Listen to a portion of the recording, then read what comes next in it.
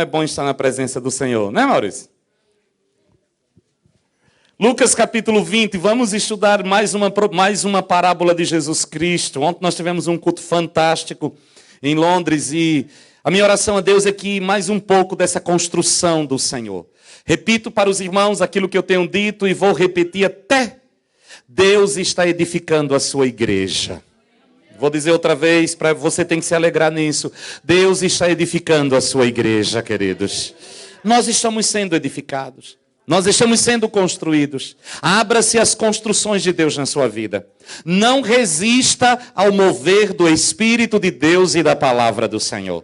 Pastor, qual é o material que Deus usa para tratar conosco? É a sua palavra. A palavra do Senhor nos molda. A palavra do Senhor nos sara.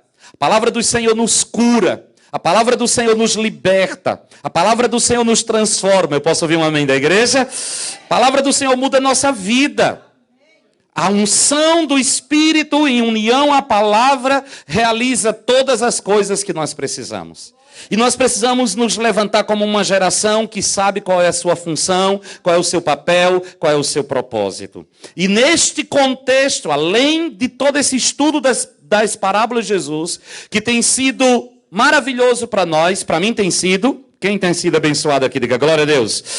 Que maravilha, eu fico feliz. Então você divulga estes vídeos, tudo vai para o YouTube e você vai divulgar, porque muita gente tem sido abençoada. Muita gente tem sido abençoada. Isso vai nos confrontar. Mas além disso, irmãos, Deus está preparando para nós um final de semana inteiro de ministração na nossa alma. Para que aquilo que precisa de um confronto da unção seja confrontado e as cadeias sejam quebradas. Amém, irmãos? Nós vamos jogar um vídeo, né? Vamos jogar um videozinho do nosso encontro de cura e libertação. Bora lá? Glory Church. Paga Seminário de Cura e Libertação. Caminhos de Deus. Dia 31 de março a 2 de abril em Londres. E nos dias 7 a 9 de abril em Bristol. Venha participar conosco deste grande seminário. Pastores convidados: Elan Tebas, Simone Tebas e equipe. Faça já sua inscrição pelo fone 07515 456926 ou 07548076663. Fire and Glory Church. Estamos gravando essa mensagem para vocês, para externar nossa alegria, nossa expectativa para a viagem que vamos fazer, levando o seminário Caminhos de Deus aí até vocês. Além disso, é claro, prioritariamente a nossa comunhão vai ser muito importante. Com certeza que a gente vai levar até vocês coisas que na verdade vocês já sabem. Nós não vamos levar nada de diferente, nada que esteja oculto, está tudo na palavra, está tudo nos caminhos eternos que Deus traçou para a gente. Nós só vamos ter dias para a gente rememorar isso. E nós queremos pedir a vocês que estejam em oração, em jejum, preparando-se. Convidamos a todos para se envolverem. Nós vamos fazer esse deslocamento, né? Eu creio que a igreja está com um investimento importante e nós vamos valorizar muito isso. Então fica aí o nosso convite, externando o nosso contentamento, a nossa alegria e a nossa expectativa em Deus. Eu sei que vocês estão esperando, é nele que nós vamos receber todas as coisas.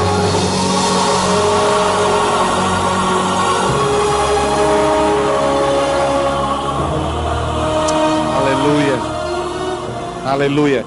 Esse seminário é justamente para nos ajustar nestes caminhos de Deus. Porque no caminho de Deus há cura para a nossa alma. Amém, irmãos? Nem tudo é demônio, nem tudo é ferida emocional. Mas aonde existe uma opressão, aonde existe uma ferida, é necessário que a cura venha. É necessário que a cura venha. Não adianta, pastor, tudo é demônio? Não, mas se for, não adianta tomar um paracetamol. Nem tudo é, e nem tudo precisa de uma cura, às vezes é um temperamento. Mas, irmãos, eu tenho aprendido nestes 20 anos de ministério que muitas vezes nós queremos deslanchar e nós não conseguimos, porque existem coisas no nosso passado que precisam ser resolvidas. E uma das coisas que Satanás mais investe é para marcar a nossa geração, com carências, com depressões, com ausências, com feridas de alma, e nós não conseguimos ir além, porque nós distorcemos a imagem que Deus projetou para nós. É necessário uma ministração, é necessário algo específico.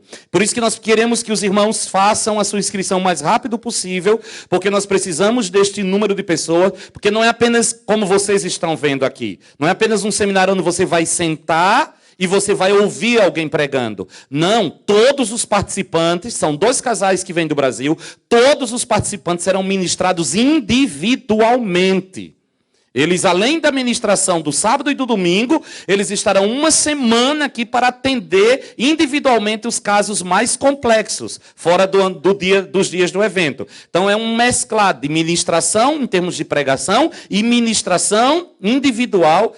Então nós não estamos querendo que seja um grupo muito grande, porque não vai ter como ser ministrado, e nós não queremos que simplesmente você faça mais um seminário, mais uma palestra. Não, nós queremos que você seja ministrado por uma equipe que tem de Deus uma unção específica para lidar nesta área. Então não perca, não. Faça esse investimento na sua vida. É o maior investimento que você pode fazer. É uma taxa mínima. É um almoço num restaurante, não vou dizer um nome, né? Mas é um almoço que você vai pagar. Não estou falando de uma churrascaria, não. É um almoçozinho. Viu? Então você vai investir isso na sua vida. Porque você precisa viver o sobrenatural de Deus na sua vida. E o natural também. Isso vai interferir nos nossos relacionamentos com as pessoas, com Deus, com a igreja, na nossa identidade, na nossa maneira de lidar com as adversidades da vida. E Deus quer nos libertar, irmãos. Deus quer nos libertar. Amém?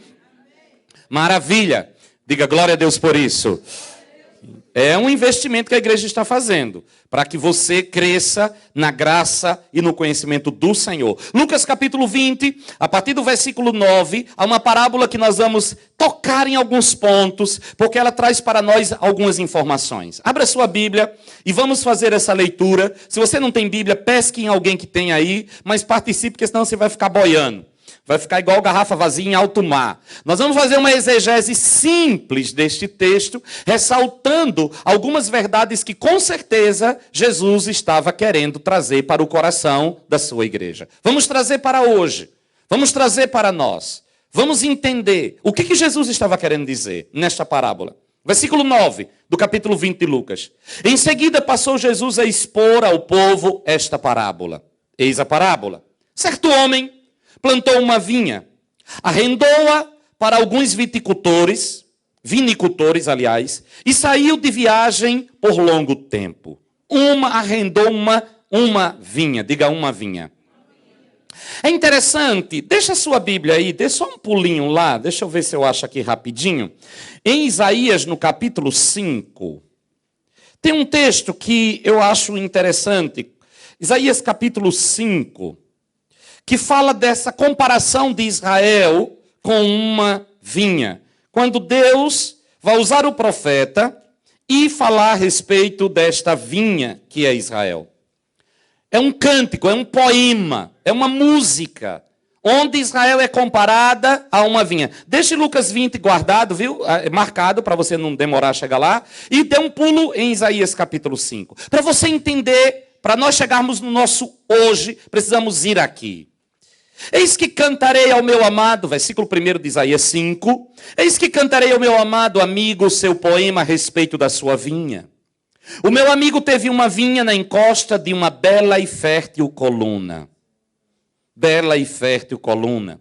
Ele cavou a terra com zelo, tirou as pedras e plantou as melhores videiras.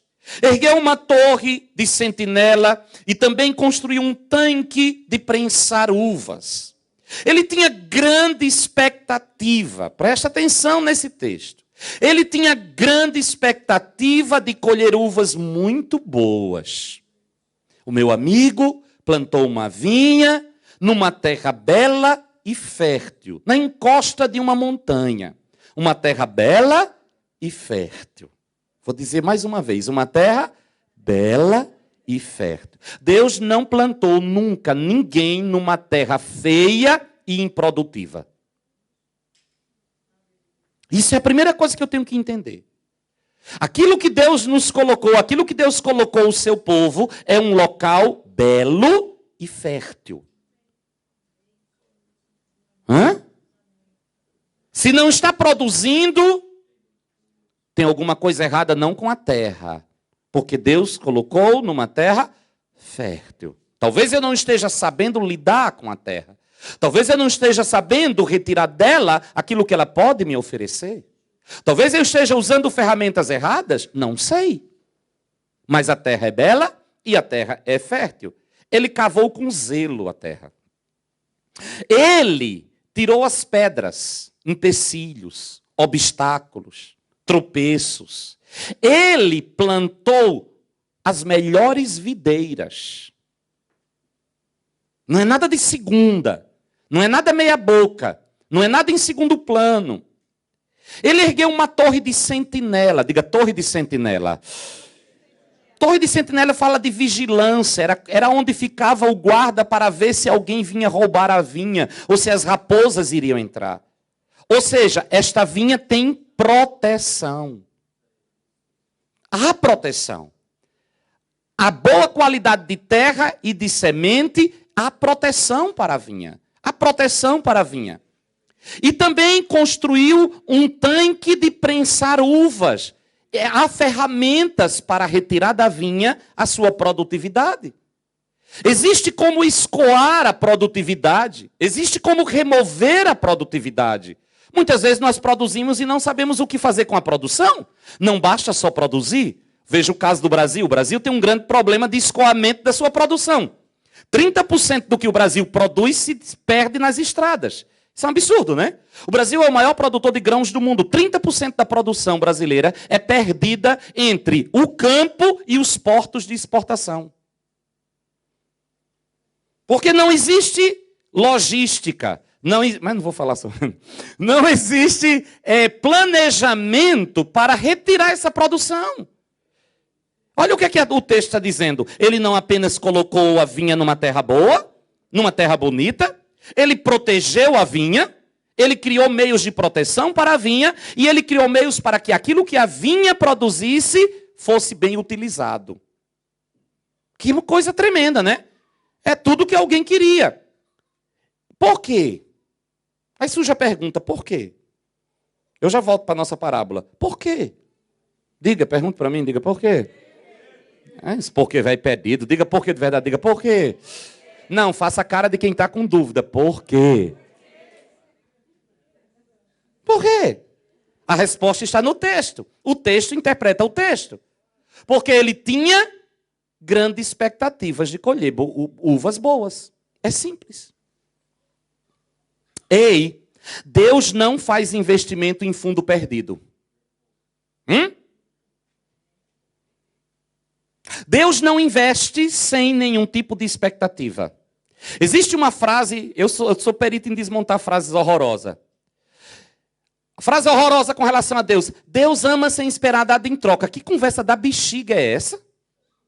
Quem é que ama sem esperar nada em troca? Quem ama não espera nada em troca. Isso é a maior mentira que existe. Quem ama deseja, no mínimo, ser correspondido no seu amor. Não existe esse negócio de amar e não esperar nada em troca. O amor é uma planta que precisa ser regada, senão ela morre. E todo tipo de amor. Até o amor de Deus? Claro que até o amor de Deus. A Bíblia diz que Deus amou o mundo de tal maneira que deu o seu Filho unigênito para.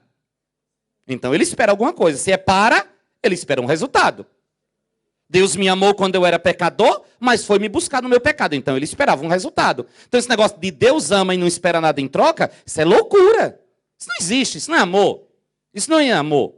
O amor de Deus espera algo em troca. Tudo que Deus faz na minha vida, Ele espera um resultado. Tudo que Deus investe em mim, Ele espera que eu produza. Tudo que Deus deu para você, Ele deu para que você produza. Você tem potencial para produzir, em nome de Jesus Cristo. E Deus espera essa produção de você. Em qualquer área que você esteja. A Bíblia diz que tudo que o justo empreender, o que é que vai acontecer? Prosperará. Então Deus espera resultado. Ele esperava em todo esse investimento nesta vinha, ele esperava uvas boas. Olha o resultado. Mas as parreiras só produziram uvas bravas. A produção foi o oposto. Olha o investimento que Deus fez. Olha, eu não vou nem entrar em Deus ainda não, vou colocar só como o dono da vinha. Olha o investimento que o dono dessa vinha fez. Olha o resultado oposto. Olha o resultado oposto. Agora eu te pergunto, vamos pensar, Havia motivos para essa produção ruim desse jeito? Vamos, gente, estou perguntando a vocês, vamos pensar. Havia motivo? Terra boa, fértil, bonita, proteção, boa semente, estrutura. O que aconteceu? O que aconteceu aqui? Versículo 3. Agora, pois, ó habitantes de Jerusalém e homens de Judá, julgai. Vocês já julgaram. Julgai. Rogo-vos entre mim e a minha vinha. Que mais se podia fazer ainda para a minha vinha, que eu não lhe tenha feito? O que poderia fazer para essa vinha produzir que eu não tenha oferecido a ela? Julguem vocês, ele disse. Não sou eu que vou julgar, é vocês. Diante desse quadro, julgo vocês. E como esperando eu que desse uvas doces, veio a produzir uvas azedas. Hã? A batata quente, Deus joga para você. E aí, o que faço numa situação dessa? O que eu vou fazer? Agora, portanto, vos farei saber o que eu pretendo fazer à minha vinha. Olha o que ele vai fazer. Olha o que ele vai fazer. Derrubarei a sua cerca, para que ela seja transformada em pasto. Porei abaixo o seu muro, a fim de que ela seja toda pisoteada. Pesado, né? Mas é uma consequência natural. Farei dela um terreno baldio. Não será podada nem capinada. Espinheiros e ervas daninhas crescerão nela. Semelhantemente ordenarei às nuvens que não mais derrame uma gota de chuva sobre ela. Para que chover lá? Para que proteção? Para que beleza? Para que água? Se não está produzindo.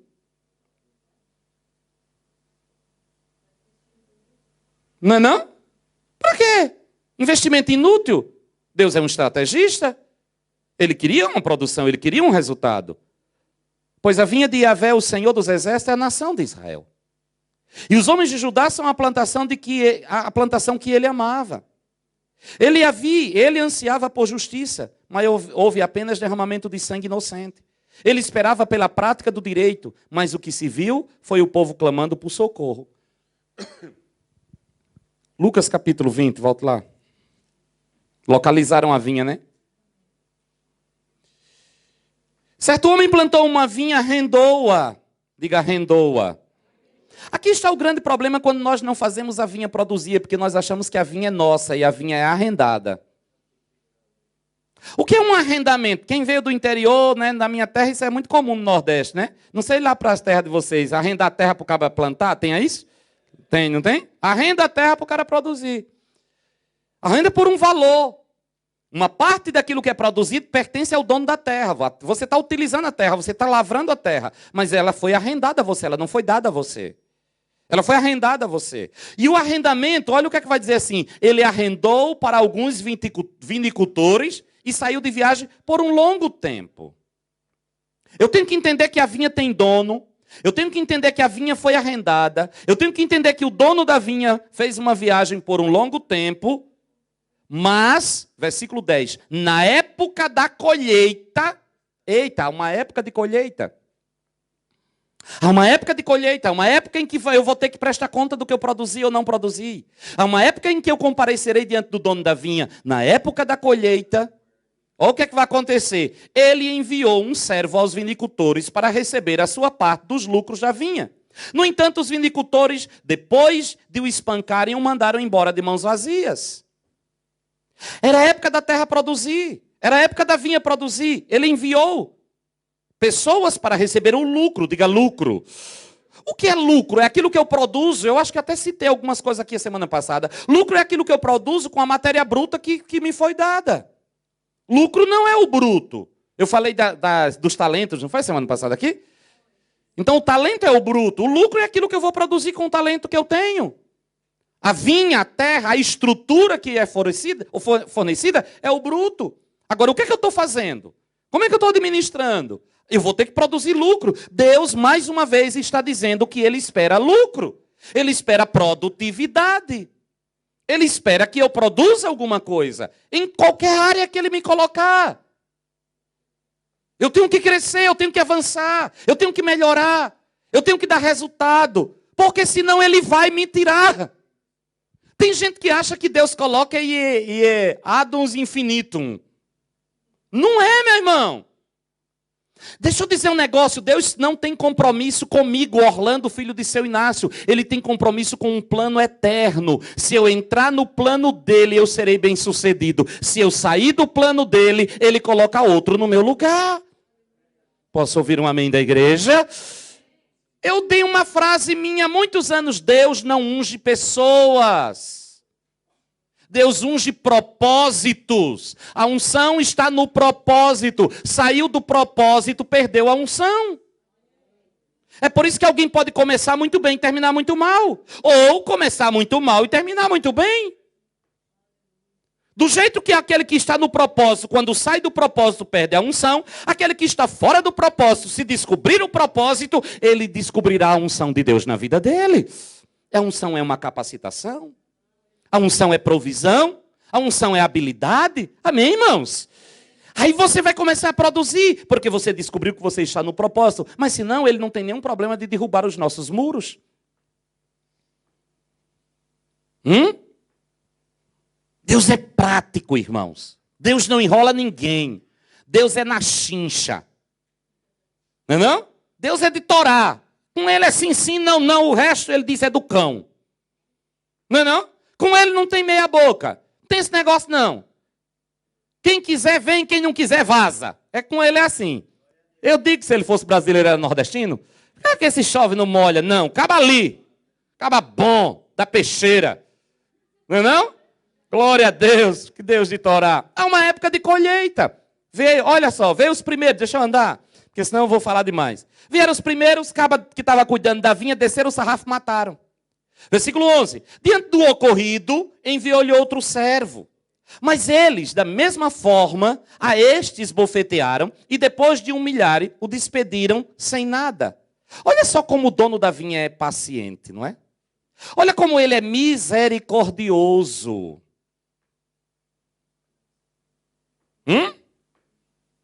Como ele é misericordioso, ele não desiste, ele manda outro. Mataram os primeiros, ele manda outro para tentar.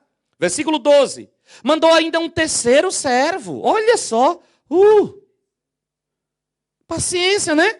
Se fosse eu no primeiro, eu já desci o sarrafo. Você também não?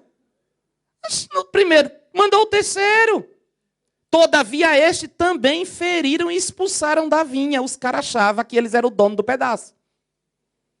Os caras achavam que era dele. Os caras achavam que só porque eles produziram a vinha, que a vinha se tornou deles. Por uso capião. Não existe uso capião no reino de Deus. O que é uso capião? É que você tem direito de ficar com aquilo pelo tempo de uso que você tem. Isso não existe no reino de Deus, não. O que é de Deus, nunca vai ser seu, não, viu? Você é apenas um servo e um servo inútil do Deus Todo-Poderoso. Ele me deu para que eu possa administrar. Se eu administrar bem, eu vou tirar proveito. Se eu não administrar bem, ele coloca outro no meu lugar. Bora lá. Terceiro grupo. Sarrafo. Peia em todo mundo. Versículo 13. Então disse o proprietário da vinha: que farei? Olha lá, Isaías 5. Que farei? Olha a ideia dele. Eu enviarei o meu filho amado. Eu enviarei o meu filho amado. É possível que a este respeitem mais. Vocês lembram do texto que nós lemos? Quem é a vinha? A vinha é a casa de Israel. Eu enviarei o meu filho amado. Talvez a este respeitem mais. Versículo 14. Contudo, assim que os vinicultores o viram, tramaram entre si, argumentando. Olha a ideia satânica. Olha a ideia do cão. Este é o herdeiro. Ora, vamos matá-lo. E assim a herança caberá a nós. Não vai ter para quem deixar. Vamos matar o filho dele. Porque agora vai ficar tudo. Olha que ideia dos cão. Não é não? Versículo 15. E atirando o filho para fora da vinha, o assassinaram. E agora? Nem o filho escapou. E agora? O que é que eu vou fazer? O que fará o dono da vinha? Imagina Jesus falando isso para um bando de judeus e eles entendendo tudo. Porque eles sabiam que Deus sempre comparou Israel com uma vinha. Israel é a vinha. Israel é a vinha do Senhor. Deus plantou esta vinha. Quando Deus chamou Abraão lá de Ur dos Caldeus e disse, você vai para uma terra que eu vou te mostrar. Esta terra é a terra que Deus escolheu. E Deus chamou de terra prometida. E Deus disse que essa era uma terra que manaria leite e mel. A terra produz, a terra é boa. E Deus disse, eu vou plantar você ali. Mas tinha um propósito. Israel é escolhido e é escolhido debaixo de um propósito. Qual é o propósito de Deus para Israel? Que em Israel fossem benditas todas as famílias da terra. Israel teria que produzir, Israel teria que trazer a revelação divina para os 4 cantos da terra. Esse era o propósito de Deus. Deus manda profetas para alertar Israel, para dizer que o tempo havia chegado. Que era tempo de Israel acordar. Israel foi se fechando. Israel foi se fechando. Ao invés de eles entenderem que eles eram uma plataforma para levar a mensagem para os 4 cantos do mundo, eles começaram a pensar que eles eram escolhidos por serem melhores do que os outros. E Deus disse, eu não escolhi vocês porque vocês são os melhores. Eu escolhi vocês porque vocês são os menores, para que a minha glória se manifeste em vocês. Mas eles não entenderam isso. E Deus insistiu. E Deus insistiu, e Deus insistiu. E o próprio Jesus Cristo, quando chega, ele chora sobre Jerusalém. E ele diz, Jerusalém, Jerusalém, que matas os profetas e apedrejas aqueles que te são enviados. Quantas vezes eu quis te juntar como uma galinha junto aos seus pintinhos, mas tu não reconhecestes o dia da tua visitação. Tu não me verás outra vez, até que tu digas, Baruch Rabab, Shem Adonai, bendito que vem em nome do Senhor. Ele queria juntar Israel. Eles mataram todos os profetas. Israel tem a terra manchada de sangue. Você vai para Israel para visitar túmulos de profetas que Israel matou. Profetas foram mortos dentro do templo. Profetas foram mortos enquanto ministravam ao Senhor. Mas Deus não desistiu de Israel. Deus continuou insistindo com Israel. E ele termina completando isto, enviando o seu Filho amado Jesus Cristo de Nazaré. Mas eles também não receberam. Eles também não reconheceram. Vamos matá-lo. E mataram ele fora da cidade. É o que a parábola está dizendo. Toma-o para fora da cidade. E mataram ele com a morte mais terrível que existia, que era a morte de cruz. Na beira de uma estrada. Todo mundo que passava na rua, diz o profeta Isaías, virava o rosto. Porque não queria ver aquela atrocidade, aquela coisa terrível que estavam sendo feito. Mas Israel não imaginava que ali estava o Filho bendito do Deus Todo-Poderoso. É o dono da vinha. Era o dono da vinha. O que fazer? E Deus disse, Deus fez o que Isaías 5 disse. Vou derrubar os muros. Vou derrubar as proteções. E Jesus disse, profetizou sobre Israel. Por que não reconheceste o dia da tua visitação? Tu serás pisada pelos gentios. Serás derrubada. Não ficará em ti pedra sobre pedra que não seja derrubado. Irmãos, a profecia de Jesus se cumpriu literalmente. No ano 70, na rebelião dos judeus contra Roma, o templo foi destruído. Ficou só o muro, que hoje é chamado Muro das Lamentações. Jerusalém foi pisada. Jerusalém foi destruída. Jerusalém foi arrancada do mapa. Israel desapareceu do mapa. Mas Deus disse que Deus restauraria a sorte de Sião. Aleluia! Porque a sua ira dura só um pouco. Dura só um pouco. E até 1948, não se tinha notícia de Israel. 67. E aí vai o processo de restauração de Israel. Ok, mas eu não quero entrar, não é esse o ponto que eu quero falar. O que eu quero entrar para vocês, mostrar para vocês é justamente isso. Há um tempo de colheita, há um tempo de arrendamento. E há um propósito eterno. O propósito de Deus é que a mensagem bendita dele seja anunciada aos 4 cantos da terra. A primeira chance foi dada a Israel. A vinha do Senhor. A vinha é a mensagem. A vinha é o propósito. A vinha que produz vinho, mas eu vou falar sobre vinho na próxima semana. A vinha que produz o vinho, que traz a alegria. A alegria do Senhor é a nossa força. A alegria do Senhor nos anima, a alegria do Senhor nos restaura, a alegria do Senhor nos impulsiona. Quando nós perdemos a alegria, o inimigo nos sufoca.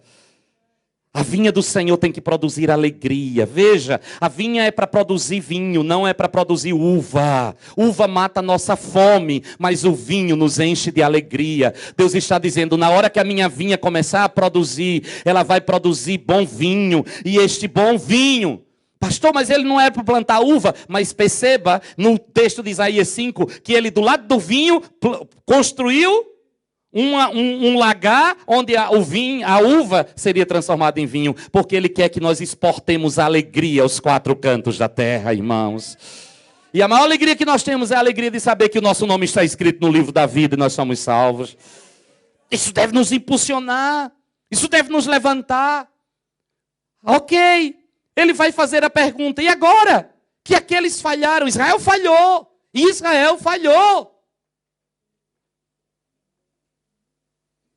Às vezes as pessoas me veem levando gente para Israel, ensinando sobre Israel. Irmãos, eu levo gente para conhecer um território, para estudar história e geografia. Não acendo vela nos pés de judeu, não. Para Deus hoje não existe diferença entre judeu, nem gentil, nem escravo, nem livre. Todos precisamos da salvação em Jesus Cristo de Nazaré. Alguém me perguntava um tempo atrás, que eu gravei um vídeo sobre a lei cerimonial, a lei moral, e alguém me perguntou no vídeo, então quer dizer que os judeus não são salvos? Não. O judeu não vai para o céu? Eu vi um negócio doido, eu nem fui atrás da fonte para ver se era verdade, que o líder da igreja de Roma disse que os judeus não precisam de Jesus Cristo para ir para o céu. Está amarrado em nome de Jesus Cristo, seu herege. Jesus disse, eu sou o caminho, a verdade e a vida, ninguém vem ao Pai se não for por mim. Oxe, daqui a pouco vai dizer o quê? A salvação em Maomé? Em Krishna, em Kardec, só há salvação no nome de Jesus Cristo. Posso ouvir um amém da igreja? Não prega outra loucura não, viu? Vem com loucura para cá. Atos capítulo 4, versículo 12, declara que debaixo do céu nenhum outro nome há dado entre os homens, pelo qual importa que sejamos salvos. Só há salvação no nome de Jesus Cristo, viu? Mais nada.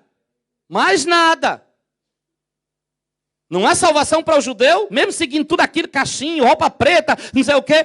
Zacarias capítulo 12, capítulo 14, diz que quando Jesus descer do céu e estender as suas mãos para Israel, e eles se lembrarem, olharem as marcas nas suas mãos e disserem, que marcas são essas que tu trazes? E ele vai dizer, estas marcas eu adquiri na casa dos meus amigos. E eles vão se lembrar daquele que foi crucificado e vão chorar como uma mãe chora quando perde o seu filho primogênito.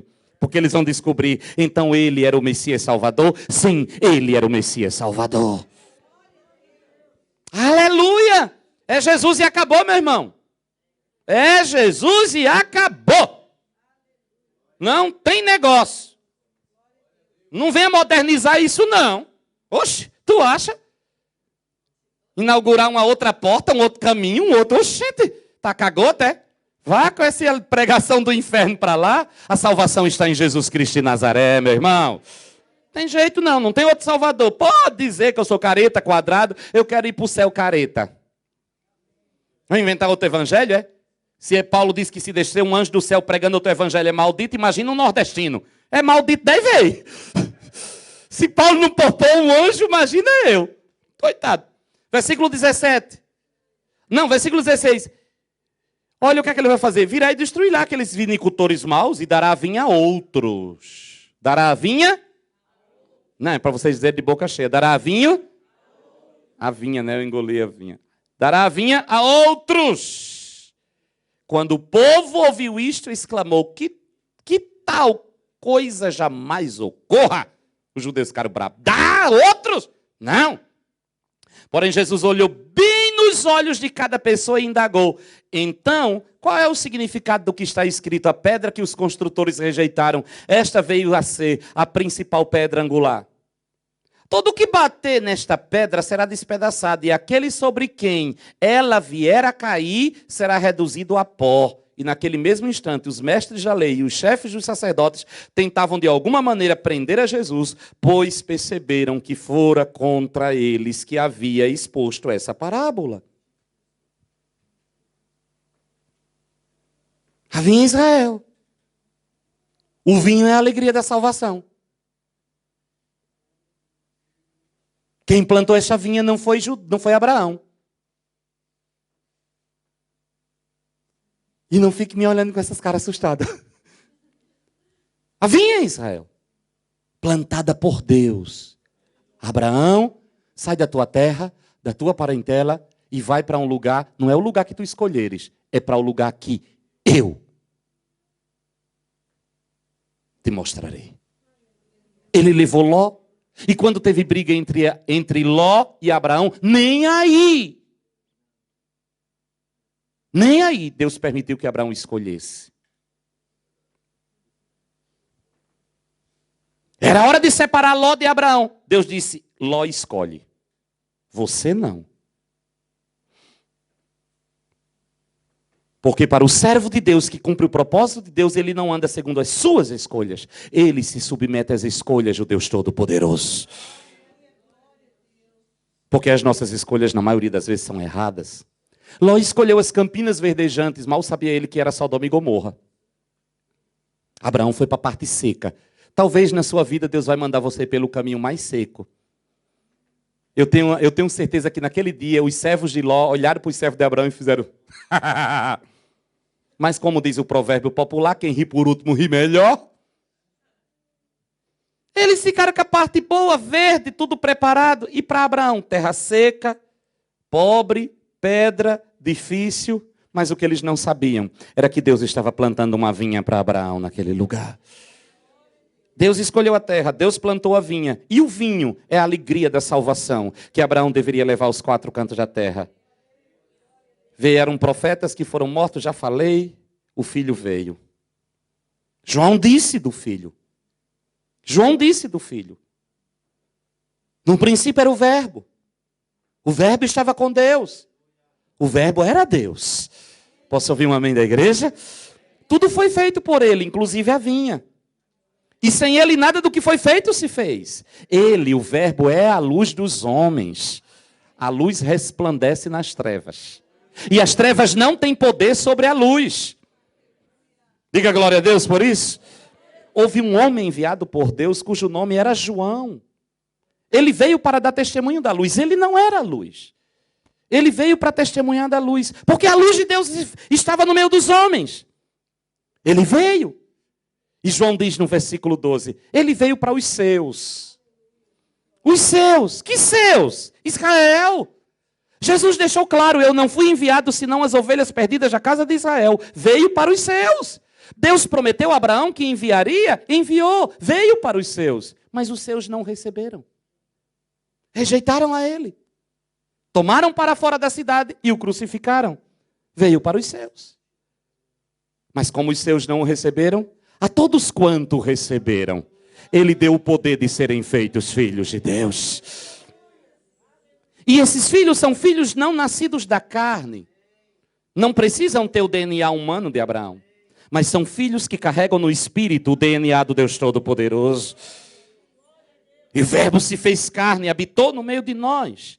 E nós vimos a sua glória, a glória como do unigênito do Pai, cheio de graça e de verdade. Aleluia. É João capítulo 1 que eu li para você. Ele nos alcançou no nosso pecado e chegou para mim, para você e disse, os vinicultores fracassaram. A vinha agora está entregue a vocês. A responsabilidade de produzir o vinho da alegria não está mais sobre os lombos de Israel. Preste atenção a isso. A responsabilidade de levar a mensagem salvadora que trará alegria a todos os homens na terra não está mais sobre os lombos de Israel. Ao contrário, se um filho de Abraão quiser provar deste vinho, tem que vir beber das mãos da igreja de Jesus Cristo de Nazaré. Não há salvação no outro nome. A mensagem de salvação foi entregue à igreja. Agora veja, Paulo vai dizer em Romanos 10, que se Deus não poupou os ramos verdadeiros, ai de nós. Não nos poupará nós também. Nós temos uma responsabilidade. E os requisitos de Deus para conosco são iguais ou maiores do que os que eram para Israel. Deus sabe e estabeleceu na sua agenda um tempo de colheita, em que Ele virá. Amém, irmãos? Ele não vai enviar mais um profeta. O filho já veio. Ele virá. E quando ele vier, nós também compareceremos diante dele para dizer como nós lidamos com a vinha. O que eu fiz com a vinha? E no nosso caso não tem nem chance de matar. Porque a primeira vez ele veio como um cordeiro. Ou coisa fácil matar um cordeiro. Mas quando ele voltar, ele virá como o leão da tribo de Judá. É por isso que a Bíblia diz que o dia do Senhor é um dia terrível. Quem suportará o dia da sua vinda? Quem suportará quando ele chegar? Um tempo de colheita. Ele vem para buscar o que eu produzi com aquilo que ele me deu. E se eu pego Isaías capítulo 5, nós não temos desculpa. Porque esta vinha, que é a igreja, esta vinha, que é a mensagem da salvação, ela é fértil, ela é bonita. Diga amém a isso. A igreja é bonita. A mensagem da igreja é bonita e é fértil. Produz, viu? Produz. Quem concorda comigo que o evangelho produz? Ah, eu sou a prova viva de que o evangelho produz. Eu sou o resultado do evangelho. Você é resultado do evangelho? Eu sou resultado do evangelho. Então é fértil, é ou não é? Produz em nós. É uma palavra poderosa. É uma palavra que destrói fortalezas. Não é? É uma palavra que muda valores, conceitos, que coloca a vida da gente de cabeça para baixo, de cabeça para cima. Ele bagunça tudo. E a gente descobre que não consegue mais viver sem essa palavra transformadora, esta palavra poderosa. É fértil. Deixa eu dizer uma coisa. Ah, pastor, mas eu tenho medo. Você não tem do que ter medo, porque assim como a vinha tinha proteção, há proteção para a sua vida. O salmista diz que como os montes estão em volta de Jerusalém, assim o Senhor está em volta do seu povo. Nenhum mal te atingirá, nenhuma praga chegará a você. O Senhor é quem te guarda, meu irmão. Vigie, vigie, porque nada é garantido.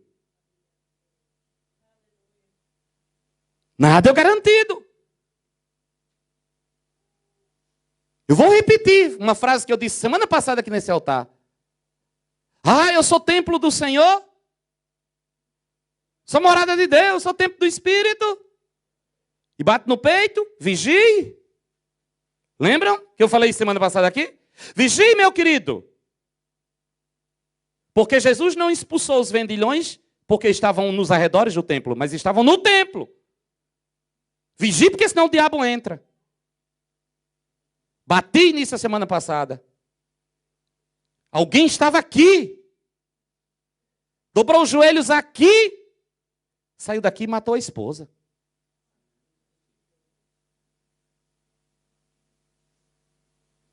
Vigie. Porque a Bíblia diz que o diabo veio matar, roubar e destruir. O apóstolo Pedro disse que o nosso adversário, o diabo, está ao nosso derredor. Esse texto fala muito para mim em guerra espiritual. Ele está ao nosso derredor. Nosso, plural. Procurando a quem? Singular.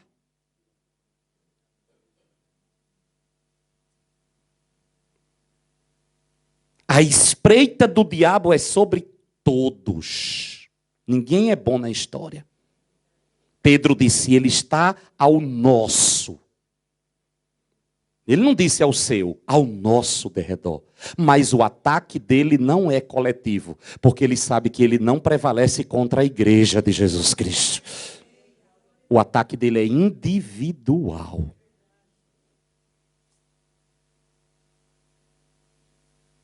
É por isso que nós não podemos viver a vida cristã isolados. É por isso que você não pode enfrentar guerras sozinho. É por isso que nós precisamos aprender a pedir socorro. A gritar, help me!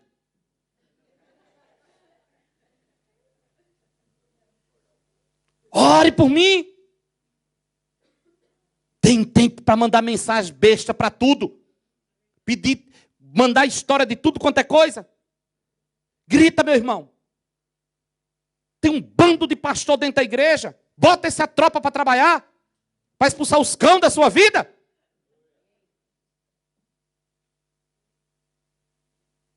Fica remoendo. Ai, o que é que vão pensar de mim? Nada, porque ninguém é melhor do que você, meu irmão. Ninguém é melhor do que você. Não deixa o diabo colocar história na sua cabeça. Pastor, se alguém chegar para o senhor e disser assim, que está querendo matar a mulher. Dependendo de quem... Não. O que vai fazer? Socorrer? Eu acho tão interessante, às vezes chega alguém para conversar comigo e me diz assim, pastor, vou lhe contar um negocinho, vai ficar decepcionado comigo. Eu digo, lá vem uma besteira. Lá vem uma besteira. Por que decepcionado? Ai, eu estou tendo tentações eróticas. Tá aí?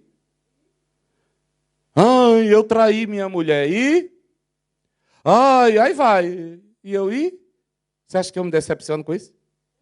Você acha que o teto da minha casa é mais forte do que o seu? Você acha que quando a sua casa está pegando fogo, eu fico fazendo festa na minha? Eu jogo água no teto da minha. Porque o fogo que queima a sua, queima a minha também. Você acha que eu sou feito de um material melhor do que o seu? Paulo diz que aquele que pensa que está em pé, veja para que não caia. Você pensa que está em pé. Porque quando você pensa que está muito em pé, porque você já caiu faz tempo e nem percebeu. Todos nós dependemos da graça e da misericórdia do Deus Todo-Poderoso. Senão a gente não produz nada. Desce. E para de olhar os outros como se fosse melhor do que você. E para de se olhar como se fosse impossível de você cair. Porque eu vou dizer uma coisa. Pode ficar na certeza. Você fique chocado. Se eu, Orlando, diante de Deus, estiver sendo tentado, eu pego este microfone, subo aqui e grito, ore por mim que eu estou sendo tentado. E ai de vocês se não orarem. Oxe, eu vou bem cair. É ruim, nego? Falo, mas falo na maior. Eu conto minhas mazelas na maior, porque eu não quero que a minha cabeça crie de mim mesmo uma ideia de que eu sou super-homem. Até o super-homem com uma pedrinha de criptonita derruba o bicho. Não é não? Todo que pensa que é super-homem tem uma criptonita ali rondando, meu filhinho, viu? Assistindo muito filme, né? Mas não é verdade? Para de se achar. O diabo, o ataque dele é individual. Individual. Tem proteção para você. É isso que eu quero dizer para você. Tem proteção para você. Tem proteção para você. Ah, tem proteção, tem proteção. Há proteção. Diga isso, diga, tem proteção para a minha vida. Aleluia. Bata no seu peito assim, diga, Senhor, tu me protege, Senhor. E só existe proteção para o que corre perigo. Deus não providenciaria proteção para você se você não fosse alvo dos ataques do diabo. Deus é econômico. Nós às vezes dizemos coisas como essa. Ai, Deus me protege. Quem protege, protege de alguma coisa. E eu só protejo o que tem valor e que corre perigo. Concordam comigo ou não? Então você não pense só na proteção sem pensar. Primeiro, que você tem valor. Segundo, que você corre perigo. Ele colocou uma torre de vigia. E ele deu todas as ferramentas para que você produza. Ninguém aqui é um inútil. Ninguém. No seu raio de alcance, eu não sei qual é a sua vinha. Talvez a sua vinha seja a sua casa. Talvez a sua vinha seja os seus amigos. Talvez a sua vinha seja o seu local de trabalho. Talvez a sua vinha seja o seu filho ou sua filha. Talvez a sua vinha seja o louvor da igreja. Talvez a sua vinha seja uma célula. Talvez a sua vinha seja... Não sei. Mas eu sei de uma coisa. Todos os recursos para ela produzir já foram liberados para você. Sabe por que o dono da vinha tinha liberdade de derrubar tudo e de bagunçar tudo? Porque não existiam desculpas para aqueles que arrendaram a vinha. É igual um professor, né? Quem já estudou aqui ou quem foi professor, como professor, a frase que eu mais ouvia quando chegava período de prova: professor, o que é que vai cair na prova? Aí eu quero que todo professor responda a mesma coisa. Nada mais, nada menos do que aquilo que eu dei. Não é não? Tudo que eu dei em aula eu posso trazer numa prova. Foi provido a informação para você, eu posso cobrar. Posso ou não posso? Posso colocar numa prova qualquer questão de qualquer matéria que eu dei. Ah, mas eu faltei naquele dia, ateu. Eu não faço a prova segundo aquilo que você assimilou. Eu faço a prova segundo aquilo que eu ofereci a você. Aprenda isso. Deus não nos testa segundo aquilo que nós assimilamos. Deus nos prova. Não nos tenta, nos prova segundo aquilo que Ele nos disponibilizou. Isso é sério. Como diz os cones, é forte. Não é não? Vou repetir. Deus não nos prova de acordo com aquilo que eu preguiçosamente assimilei.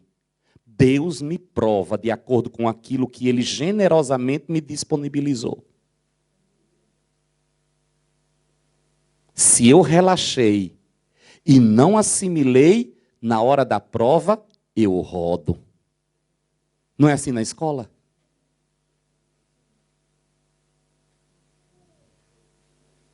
Durma com barulho desse. Durma com barulho desse.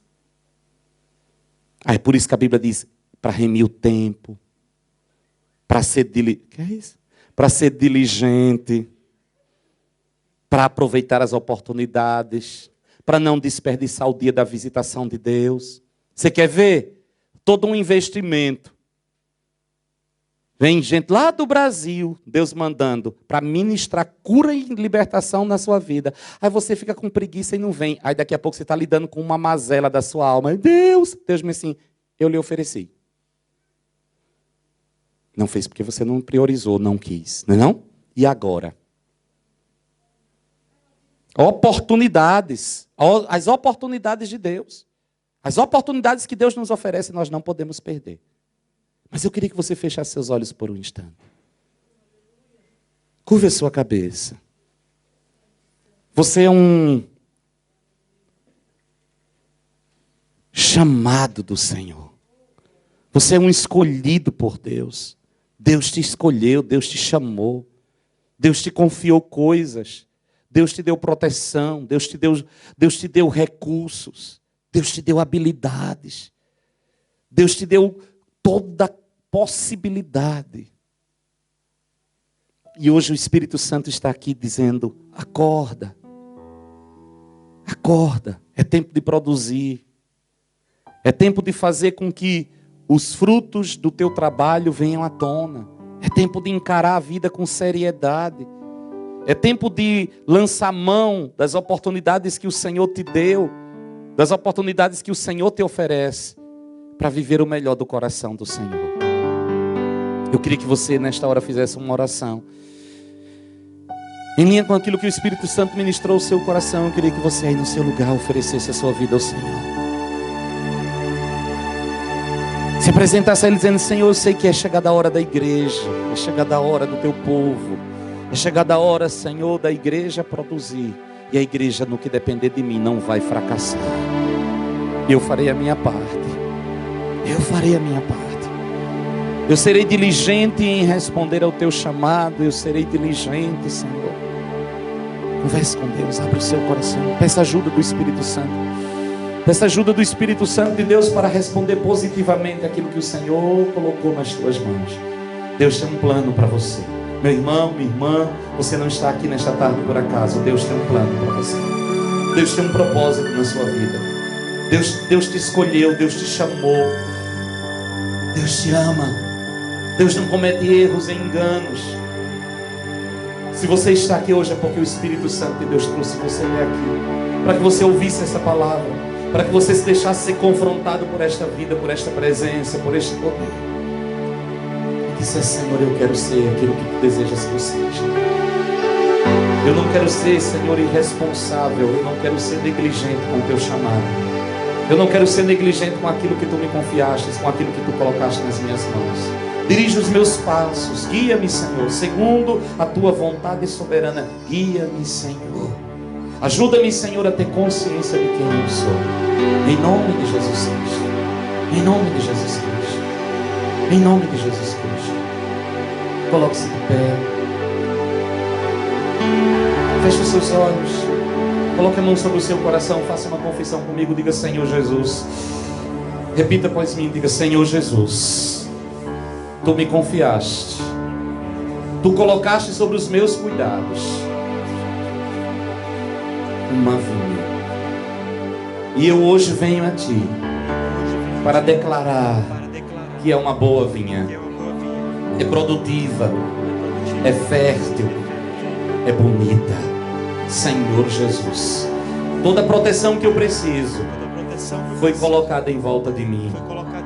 Toda a provisão que eu necessito foi colocada à minha disposição.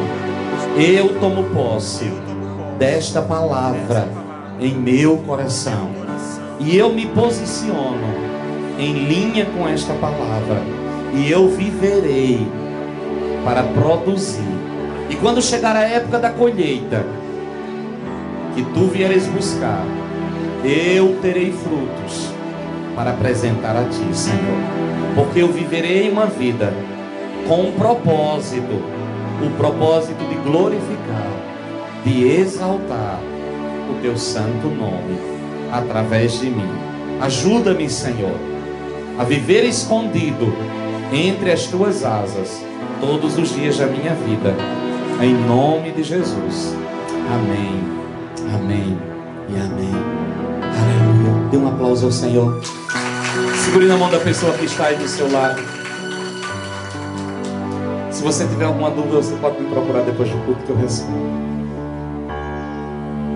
Feche seus olhos. Espírito de Deus,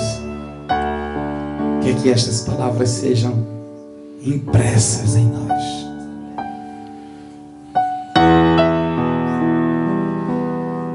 Feche seus olhos.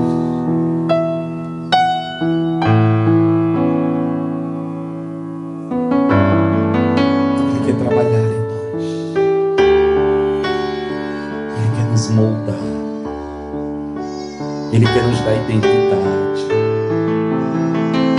Ele quer nos renovar. Ele quer nos restaurar. Ele quer nos conscientizar de quem somos e do porquê de estarmos vivos nesta geração. O Espírito de Deus ama você.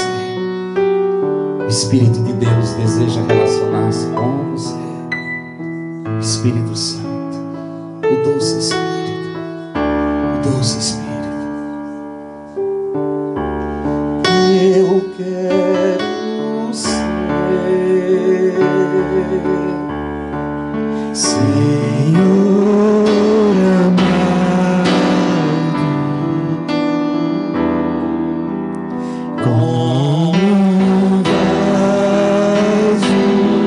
nas mãos do oleiro.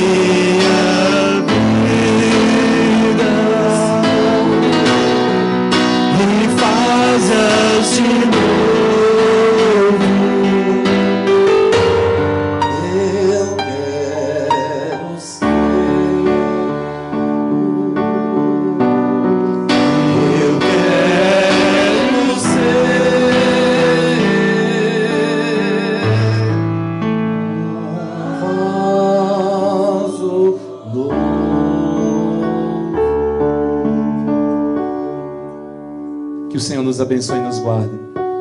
Que o Senhor faça resplandecer o seu rosto sobre nós e tenha misericórdia de nós.